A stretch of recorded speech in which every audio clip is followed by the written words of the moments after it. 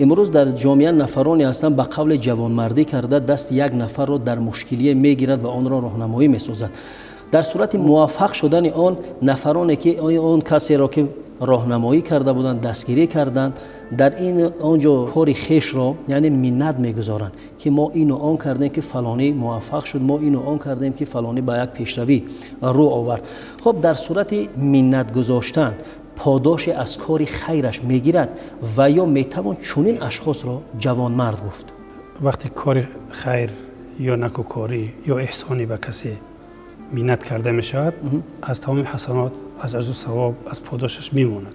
خب چون کار خیر کردن صدقه است، در نام اعمال کس ثبت می شود و آبرو است، گشایش کار است، دست کمک و دستگیری است، خوشنودی پروردگار است و کار نیک رو بعد از چقدر سالی که اگر کسی منت کرد، این معناش از بین بردن تمام خیر احسان است و شکوه و شهامت است. برای همین در قرآن پروردگار میگوید که ای کسانی که ایمان آورده اید، کار خیر صدقات خودتان را با منت کردن و آزار دادن تباه نکنید و مال و اموال خودتان را از روی ریا و خودستایی و خودخواهی خرج نکنید که پیامبر بسیار ناگوار دارد. در حدیث آمده است که پیامبر صلی الله علیه و آله میگوید کسی کار خیرش را منت میکند وارد جنت نمیشود.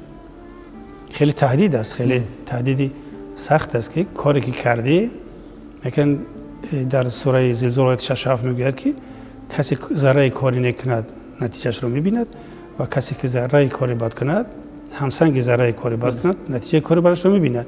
برای منت کردن هیچ وقت جوانمردی نیست. کار خیر رو فراموش کردن جوانمردی است. و این آدمی که دستش میگیری، کمکش میکنی، به مقام میگذاری یا عالمش میکنی یا با وظیفه تامینش میکنی، به کدام صورتی نباشد قرض رو ادا میکنی، مشکلیش رها میکنی، خدا و رسول و عموما مردم از این چیز ناآگاه نیستند.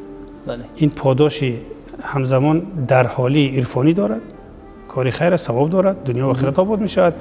هشدار دیگر است، منت دیگر است. منت کار خیر رو بارو کشیدن، طعنه کردن و آبروریزی است و اون رو در بین کس دیگر شرمنده کردن است، از آبرو حیثیتش کم کردن است. این منت است. بله. که اگر من نمی بودم تو نمی شدی.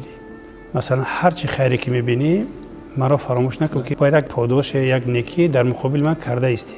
و هیچ عنوان کار خوب نیست و آدم کار خیر میکنه امید دارد که نتیجه نیک بیاید، اما نتیجه نیک اگر از انسان نآمد هیچ وقت باید ناامید نشود، چون این صدقه است، کار خیر است، احسان است. به هیچ عنوان منت کردن کار خوب نیست.